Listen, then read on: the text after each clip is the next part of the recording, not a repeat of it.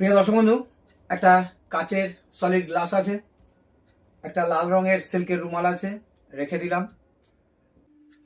আমি ম্যাজিকটা আপনাদের দেখাতে চাইছি। এই ধরুন গ্লাসটাকে ঢেকে দিয়ে আর একটা রাবার ব্যান্ড দিয়ে বন্ধ করে দেওয়া হলো। এবার একটু ম্যাজিক কৌশলে ধরুন ওখান থেকে এই সিল্কের রুমালটাকে আস্তে আস্তে করে যদি বার করে নেওয়া হয় তাহলে ম্যাজিক হতে পারে, কি বলেন? আচ্ছা, হচ্ছে কিভাবে, আপনি কি করে করবেন শিখিয়ে দিচ্ছি, খুব সোজা। বা আপনি ঘরের কাঁচের গ্লাস থাকলে করতে পারবেন, তবে তার মধ্যে একটা কৌশল আছে। এবার দেখুন ম্যাজিকটি করলাম কিভাবে। এই সিল্কের রুমাল রেখে দিলাম।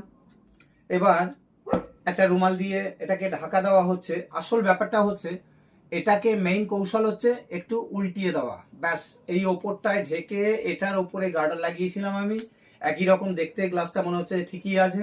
এবার যথারীতি এটা তো নিচেটা মুখটা খোলা, ওখান থেকে এটাকে টেনে বার করে রাখা হলো।